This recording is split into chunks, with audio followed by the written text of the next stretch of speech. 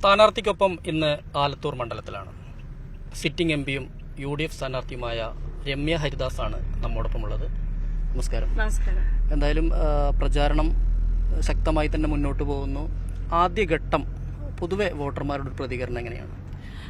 കാരണം കഴിഞ്ഞ 5 വർഷക്കാലമായിട്ട് നമ്മൾ അവരിൽ ചേർന്നൊന്ന് അവരുടെ ഒരു കുടുംബാംഗമായി അവരുടെ സുഖദുഃഖങ്ങളിൽ ചേർന്നുകൊണ്ട് പോകുന്ന ഒരു ജനപ്രതിനിധി എന്നുള്ള രീതിയിലും ഇപ്പോൾ വീണ്ടും സ്ഥാനാർത്ഥിയായിട്ട് വരുമ്പോഴും കാരണം അവരുടെ ഒരു വലിയ പിന്തുണയോട് കൂടി തന്നെയാണ് ഇത്തവണത്തെ തെരഞ്ഞെടുപ്പ് മുന്നോട്ട് പോയിക്കൊണ്ടിരിക്കുന്നത്. വലിയ ആവേശത്തോട് കൂടിയിട്ടാണ് അവർ നമ്മൾക്ക് നൽകുന്ന ഒരു പിന്തുണ. ഓരോ പ്രദേശങ്ങളിലും ഇപ്പോൾ ഒരു ടൗൺ ആകട്ടെ, ഒരു ചെറിയ കൊച്ചു കടയാവട്ടെ, ചായക്കടയാവട്ടെ, അല്ലെങ്കിൽ ഒരു തൊഴിലിടമാകട്ടെ, ഇപ്പം മഹാത്മാഗാന്ധി തൊഴിലുറപ്പ് പദ്ധതിയുമായി ബന്ധപ്പെട്ട ഇടങ്ങളിലൊക്കെ ചെല്ലുമ്പോൾ അവർ വലിയ ആവേശത്തോടു കൂടി വലിയ പ്രാർത്ഥനയും പിന്തുണയും നൽകിക്കൊണ്ട് തന്നെയാണ് നമ്മളോടൊപ്പം ചേർന്ന് നിൽക്കുന്നത്. അതുകൊണ്ട് നമുക്ക് ഉറപ്പിച്ചു പറയുവാൻ സാധിക്കും, ആലത്തൂർ പാർലമെന്റ് മണ്ഡലം ഐക്യ ജനാധിപത്യ മുന്നണിക്കൊപ്പം തന്നെയാണ്. പൊതുവെ ഈ ഒരു ഇടതുമുന്നണിക്ക് അനുകൂലമായി നിന്നതാണ്. അത് കഴിഞ്ഞ തവണ ആ ഒരു അവരുടെ ഒരു പ്രതീക്ഷ തന്നെ തകർത്തുകൊണ്ടാണ് താങ്കൾ വിജയിക്കുന്നത്. അതിനുശേഷം ഇവിടുത്തെ വികസന പ്രവർത്തനങ്ങളിലൊക്കെ എത്രത്തോളം ഒരു മികവാർന്നൊരു വികസന പദ്ധതികൾ നടപ്പാക്കാൻ കഴിഞ്ഞിട്ടുണ്ടോ? പ്രത്യേകിച്ച് ക്ഷേമ പദ്ധതികൾ, സാധാരണക്കാർക്ക് ലഭിക്കാവുന്ന ആനുകൂല്യങ്ങൾ, സാധാരണക്കാർക്കുള്ള ആനുകൂല്യങ്ങൾ, അതുപോലുള്ള ക്ഷേമ പദ്ധതികളൊക്കെ എത്രത്തോളം നടപ്പാക്കാൻ കഴിഞ്ഞു? കാരണം 2 വർഷം കോവിഡിന്റെ സമയത്ത് നമ്മുടെ MP ലാഡ്സ് കട്ട് ചെയ്തു പോയി. പക്ഷെ അതിനുശേഷം ലഭ്യമായിരിക്കുന്ന തുകകൾ മുഴുവനും ആലത്തൂർ പാർലമെന്റ് മണ്ഡലത്തിലെ 56 പഞ്ചായത്ത്, 3 മുനിസിപ്പാലിറ്റി ഉൾക്കൊള്ളുന്ന 7 നിയോജകമണ്ഡലം, പ്രത്യേകിച്ച് തമിഴ്നാടിന്റെ അതിർത്തി മുതൽ അങ്ങ് മലപ്പുറം ജില്ലയുടെ ആലങ്കോട് പഞ്ചായത്ത് വരെ നീണ്ടുകിടക്കുന്ന എല്ലാ പഞ്ചായത്തുകളിലേക്കും ചെറുതും വലുതുമായിരിക്കുന്ന പദ്ധതികൾ ആസൂത്രണം ചെയ്യുന്നതിനും അത് നടപ്പിലാക്കുന്നതിനും അത് പൂർത്തീകരിക്കുന്നതിനും കഴിഞ്ഞിട്ടുണ്ട്. അതോടൊപ്പം തന്നെ കേന്ദ്ര ഗവൺമെന്റിന്റെ വിവിധ പദ്ധതികളുണ്ട്. നമ്മുടെ മണ്ഡലവുമായി ബന്ധപ്പെട്ട് കിടക്കുന്ന നിരവധി, ഇപ്പൊ നാഷണൽ ഹെൽത്ത് മിഷൻ പോലെ, മഹാത്മാഗാന്ധി ദേശീയ ഗ്രാമീണ തൊഴിലുറപ്പ് പദ്ധതി പോലെ തുടങ്ങുന്ന ഒത്തിരി പദ്ധതികൾ, PMGSY പോലെയുള്ള പദ്ധതികളെല്ലാം നമ്മുടെ മണ്ഡലത്തിലേക്ക് നമുക്ക് ആവശ്യപ്രകാരമായിട്ട് ജനങ്ങളും ജനപ്രതിനിധികളും ആവശ്യപ്പെട്ട പരമാവധിയായിട്ടുള്ള പദ്ധതികൾ നമുക്ക് നടപ്പിലാക്കാൻ സാധിച്ചിട്ടുണ്ട്. അറിയാലോ, പാലക്കാട് ജില്ലയിൽ 4 നിയോജകമണ്ഡലം, തൃശ്ശൂർ ജില്ലയിൽ. അപ്പൊ അതുകൊണ്ട് തന്നെ നമുക്ക് 2 ജില്ലാ ഭരണകൂടങ്ങളാണ്. വളരെ അതെല്ലാം പൂർത്തീകരിക്കുന്നു. ഇപ്പൊ ജില്ലാതലത്തിൽ കേന്ദ്ര ഗവൺമെന്റിന്റെ പദ്ധതികളുടെ അവലോകനം നടക്കുന്ന സമയത്ത് കളക്ടറും അതിന് നേതൃത്വം കൊടുക്കുന്ന ടീം അംഗങ്ങളാണെങ്കിലും നമ്മുടെ മണ്ഡലവുമായി ബന്ധപ്പെട്ട് വരുന്ന വിഷയത്തിനകത്തൊക്കെ അവർ വളരെ പരിപൂർണമായിട്ടുള്ള പിന്തുണ തന്നിട്ടുണ്ട് എന്നുള്ളത് എടുത്തു പറയാൻ കഴിയുന്നതാണ്. അതേപോലെ തന്നെ അതിന്റെ മോണിറ്ററിംഗ് സംവിധാനവും അത് വളരെ കൃത്യമായിട്ട് നടത്തുവാനും പരിപൂർണമായിട്ട് അത് പൂർത്തീകരിക്കുവാനും സാധിച്ചിട്ടുണ്ട്. എനിക്ക് അതിൽ കളക്ടറോടും 2 കളക്ടർമാരോടും എനിക്ക് പാലക്കാട് ജില്ലയിലെ ചിത്ര മേഡം ആണെങ്കിലും തൃശ്ശൂർ കളക്ടറാണെങ്കിലും, കാരണം നമ്മുടെ പദ്ധതികൾ എന്ന് പറയുന്നതിന്റെ അതിന്റെ ആ പൂർത്തിയാക്കുന്നതിന് വേണ്ടിയിട്ട് അതിന്റെ നിയമപരമായിരിക്കുന്ന എല്ലാ ക്രമീകരണങ്ങളും പൂർത്തിയാക്കി അത് മുഴുവൻ വിനിയോഗിക്കുന്നതിന് വേണ്ടിയിട്ട് അത് അതിന്റെ അനുമതി നൽകുന്നതിന് വേണ്ടിയിട്ട് വളരെ കൃത്യമായിട്ട് വളരെ സ്പീഡായിട്ട് അതിൽ വളരെ പിന്തുണ നൽകിയ ആളുകളാണ് എന്നുള്ളത് എടുത്തു പറയുവാൻ സാധിക്കും. അതുകൊണ്ട് തന്നെ നമുക്ക് ചെല്ലുമ്പോൾ നമുക്കറിയാം, കാരണം മുഴുവൻ തുകയും അനുമതിയും അംഗീകാരവും നേടിയെടുക്കാൻ അവരുടെ ഒരു സഹായമില്ല എങ്കിൽ നമുക്കത് കഴിയില്ല. കാരണം രാഷ്ട്രീയത്തിന് അതീതമായിക്കൊണ്ട് മിക്ക പഞ്ചായത്തുകളും നമ്മളോട് അതിന് ചേർന്ന് നിന്നു എന്നുള്ള 1-2 പഞ്ചായത്തുകളിൽ ചില രാഷ്ട്രീയപരമായിട്ടുള്ള വിഷയങ്ങൾ ഉണ്ടായിട്ടുണ്ട് എങ്കിലും അതിനപ്പുറത്തേക്ക് ഇതിനോടൊപ്പം ചേർന്ന് നിന്നിരിക്കുന്ന ഒട്ടനവധി ഇടതുപക്ഷ അനുഭാവികൾ പ്രവർത്തിക്കുന്ന പഞ്ചായത്ത്, അതിന് നേതൃത്വം കൊടുക്കുന്ന പഞ്ചായത്തുകൾ പോലും നമ്മുടെ പദ്ധതികൾ വിനിയോഗിക്കുന്നതിന് പരിപൂർണമായിട്ടുള്ള ഒരു പിന്തുണ നമുക്ക് നൽകിയിട്ടുണ്ട്. മോദി സർക്കാർ തന്നെ അധികാരത്തിൽ വരുമോ എന്നുള്ളതോ അല്ലെങ്കിൽ അത്തരത്തിലുള്ള ചർച്ചകൾ സജീവമാണ്. വലിയ തോതിൽ ഫാസിസവും അതുപോലെ തന്നെ അസഹിഷ്ണുതയും ഉണ്ട്. അപ്പോൾ അത്തരത്തിലുള്ള രാഷ്ട്രീയപരമായ കാര്യങ്ങളാണോ മണ്ഡലത്തിലുള്ളവരോട് പറയുന്നത്? അതിനപ്പുറത്തേക്ക് ഈ ഒരു വികസന തുടർച്ച, ഒരു MP എന്നുള്ള നിലയിൽ കഴിഞ്ഞ കാലങ്ങളിൽ ചെയ്ത വികസനത്തിന്റെ തുടർച്ചയ്ക്ക് വിജയിപ്പിക്കണം എന്നാണോ ആവശ്യപ്പെടുന്നത്? കാരണം ഇതിൽ നമ്മൾ വികസന കാര്യങ്ങളുമായി ബന്ധപ്പെട്ട് നമ്മൾ ജനങ്ങളെടുത്ത് ചെല്ലുമ്പോൾ അവർക്കറിയാലോ നമ്മുടെ ഫണ്ടുകൾ എത്തിയിരിക്കുന്ന പ്രദേശങ്ങളൊക്കെ. അപ്പൊ അത് അവർ തന്നെ നമ്മളോട് ഇങ്ങോട്ട് പറയും. അപ്പൊ നമ്മൾ ആ വികസനങ്ങളുടെ തുടർച്ചയായിട്ടുള്ള കാര്യങ്ങളും നമ്മൾ അവരോട് പറയും. പിന്നെ കഴിഞ്ഞ നമുക്ക് തയ്യാറാക്കി വെച്ചിരിക്കുന്ന ജനങ്ങൾ തന്നെ ആവശ്യപ്പെട്ട് അവർ തന്നെ ഇതുമായി ബന്ധപ്പെട്ട് പദ്ധതികൾ ആസൂത്രണം ചെയ്തതൊക്കെ വരും നാളുകളിൽ നമുക്ക് പൂർത്തിയാക്കേണ്ടതുണ്ട് എന്നുള്ളത് നമുക്ക് ജനങ്ങൾ നമ്മളോട് പറയുന്നുണ്ട്. അപ്പം നമ്മളെ വികസന പ്രവർത്തനങ്ങളുമായി ബന്ധപ്പെട്ടിട്ടുള്ള ചർച്ചയും ഇതിനോടൊപ്പം നടക്കുന്നുണ്ട്.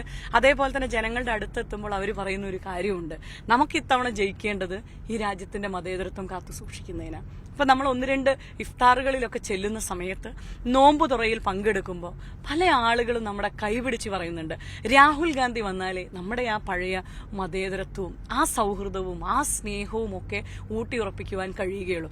നിങ്ങൾക്കറിയാലോ, എന്റെ പാർലമെന്റ് മണ്ഡലത്തിലെ ഒത്തിരി ഉത്സവങ്ങളുണ്ട്. പുത്രാളിക്കാവ് പൂരമാകട്ടെ, മച്ചാട് മാമാങ്കമാകട്ടെ, നെന്മാറ അല്ലെങ്കിൽ വേലയാകട്ടെ, ഇങ്ങനെ കാവശ്ശേരി പൂരം, അതേപോലെ പള്ളി നേർച്ചകള്, പള്ളികളുടെ വലിയ വലിയ എന്താ പറയുക ഇടവകകളുടെ ആഘോഷങ്ങൾ, പള്ളി പെരുന്നാളുകൾ ഒക്കെ നടക്കുന്ന സമയത്ത് അവിടേക്ക് ഒരു വളരെയധികം മതസൗഹാർദ്ദമാണ്.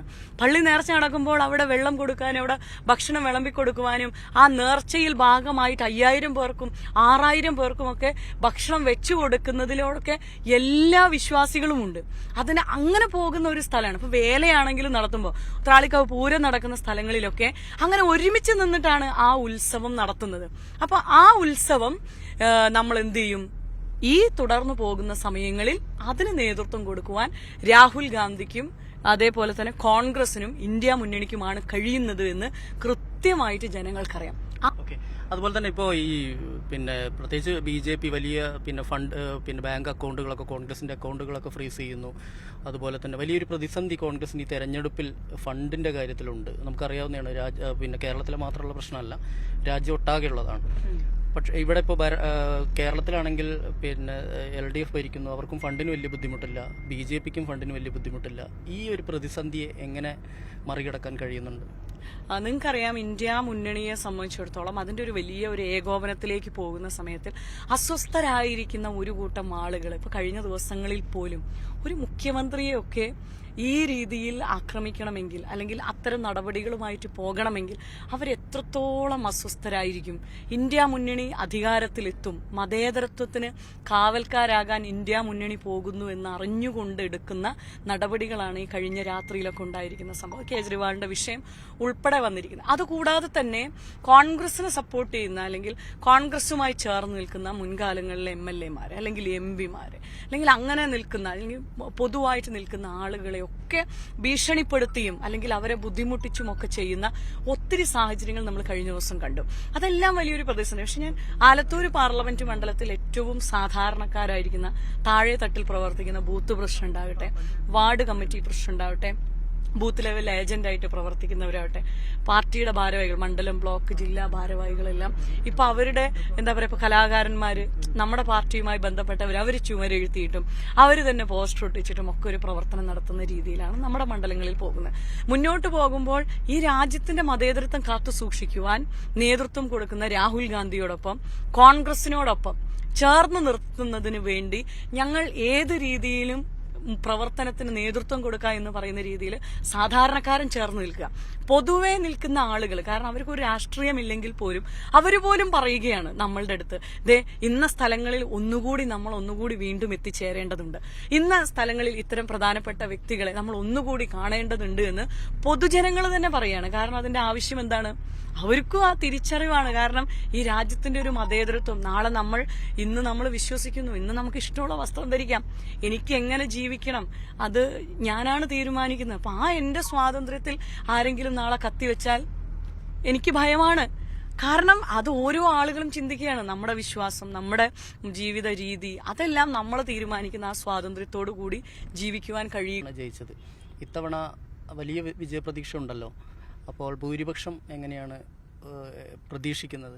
കാരണം ഞാൻ എടുത്തു പറയുവാൻ ആഗ്രഹിക്കുകയാണ്, കഴിഞ്ഞ തവണ എന്നെ കണ്ടും കേട്ടും അറിഞ്ഞ് വോട്ട് ചെയ്ത ആളുകളാണ്. പ്രത്യേകിച്ച് ന്യൂസ് 18 ചാനൽ പോലെയുള്ള ചാനലുകളിലൂടെ, നിങ്ങൾ നടത്തിയ സംവാദങ്ങളിലൂടെ, നിങ്ങൾ പറഞ്ഞ നല്ല വാക്കുകളിലൂടെ എന്നെ ഹൃദയത്തിലേറ്റിയിരിക്കുന്ന ആളുകളാണ്. പക്ഷെ ഇത്തവണ 2024 പോകുമ്പോൾ നിങ്ങൾ പറഞ്ഞ വാചകങ്ങളിൽ നിന്ന് അവർ തന്നിരിക്കുന്ന അവസരങ്ങളിൽ അവരോടൊപ്പം ചേർന്ന് നിന്നിരിക്കുന്ന ആ ഒരു എന്താ പറയാ പിന്തുണ, ആ ഒരു പ്രാർത്ഥന തുടർന്നും മുന്നോട്ട് നൽകുകയാണ്. ഇപ്പൊ അവര് നമ്മളെ നേരിട്ട് കണ്ട്, നേരിട്ട് സംസാരിച്ച്, നേരിട്ട് ചേർന്ന് നിന്നുകൊണ്ട്, നേരിട്ട് സംവാദങ്ങൾ നടത്തിക്കൊണ്ട് നമ്മളോടൊപ്പം യാത്ര ചെയ്യാണ്. അപ്പം നമ്മളോട് വീണ്ടും പറയുകയാണ്, നമ്മൾ തന്നെയാണ്, നമ്മളെ ജയിക്കൂ.